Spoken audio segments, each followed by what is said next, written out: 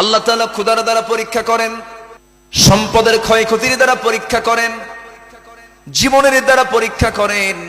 আল্লাহ রাব্বুল আলামিন নিজেই তো ওয়াদা করছেন, এই সমস্ত বিষয় দিয়ে আমি তোমাকে পরীক্ষা করব। আইয়ুব আলাইহিস সালাতু ওয়াস সালাম 18 বছর তিনি কুষ্ঠরোগে আক্রান্ত ছিলেন। 18 বছর পর যখন তার ঘাগুলো যখন জিহ্বা পর্যন্ত পৌঁছে গেল, আল্লাহকে বলছেন, আল্লাহ তুমি আমাকে অসুখ দিয়েছো, আমার কোনো দুঃখ না, আমি তোমার জিকির করি, কিন্তু জিহ্বা পর্যন্ত ঘা চলে আসছে, আমি তোমার নামের জিকিরটা কেমনে করব, আমি তো কষ্ট পাচ্ছি।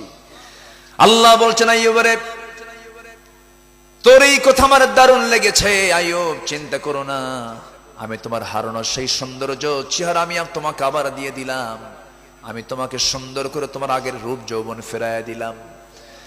আল্লাহ রাব্বুল আলামিন তার দোয়া কবুল করলেন। আল্লাহ রাব্বুল আলামিন তার হারানো যৌবন ফেরত দিয়ে দিলেন, সমস্ত সম্পদগুলো আবার তাকে ফেরত দিয়ে দিলেন। আমার বন্ধুগণ, এরকম করে আল্লাহ রাব্বুল আলামিন যুগে যুগে সমস্ত পয়গম্বরকে বিভিন্নভাবে পরীক্ষা করেছেন।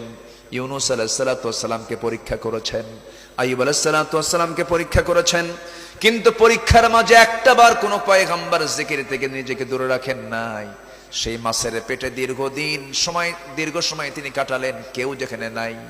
আল্লাহ রাব্বুল আলামিন সেই মাছের পেটে থাকা অবস্থায় ইউনূস আলাইহিস সালাতু ওয়াস সালামকে বলছেন, ইউনূস সেই জায়গায় তুমি যদি আমার জিকিরটা না করতা, আমি আল্লাহ কি করতাম জানো? লালাবিসা ফি বাতনিহি ইলা ইয়াউমি ইউবআসুন, আমি তোমাকে কিয়ামত পর্যন্ত মাছের পেটে রেখে দিতাম। কিন্তু ওই মাছের পেটে যখন তিনি পড়ে চলে গেলেন, জিকির করলেন কার? আসতে বলবেন না, জিকির করলেন কার? আল্লাহর জিকির করলেন। ইব্রাহিম আলাইহিস সালাতু ওয়াস সালামকে পরীক্ষা করা হলো। যে সময় তিনি পরীক্ষার সম্মুখীন হলেন, নবুয়ত প্রাপ্তির পর পরীক্ষার সম্মুখীন হলেন, তাকে পরীক্ষার মধ্যে ফেলে দেওয়া হলো। এমন পরীক্ষা, রাষ্ট্র তার বিরুদ্ধে লেগে গেছে, রাষ্ট্রের ভিতরে রাষ্ট্রের পক্ষ থেকে আইন পাশ হয়ে গেছে, ইব্রাহিমকে আমরা আগুনে পুড়ে মারবো। কিসে পুড়ে মারবে?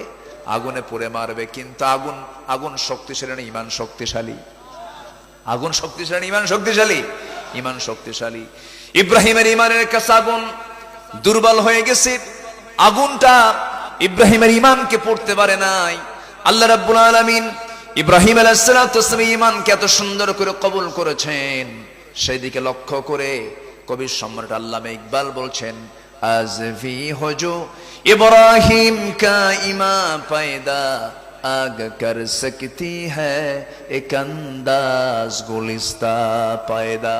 আজ কোথাও যদি উদয় হয় ইব্রাহিমের মতো ঈমান করতে পারে অগ্নিকুণ্ডে খুবসুরত এক গুলিস্তান। আমার বন্ধুগণ, এইরকম করে যুগে যুগে সমস্ত পয়গম্বররা পরীক্ষা দিয়েছেন। ইউসুফ আলাইহিস সালাতু ওয়াস সালামের নাম সবাই শুনেছেন। আল্লাহ তাকে সুন্দর চেহারা দান করেছিলেন, সুন্দর চেহারাই তার জন্য পরীক্ষার কারণ হয়ে গেছে। সুন্দর চেহারার পাগল হয়েছিল একজন মহিলা, তার নামটা কি বলেন? হ্যাঁ, জুলাইখা। বলেন তো, জুলাইখা প্রেম, জুলাইখার সঙ্গে ইসলামের যে সম্পর্ক হয়েছিল, এই প্রেমটা, এই মোহাব্বতটাকে দ্বিপক্ষের না এক পক্ষের? দুই পক্ষের না এক পক্ষের? আল্লাহর নবীরা কি নোংরামি করতে পারেন নাকি?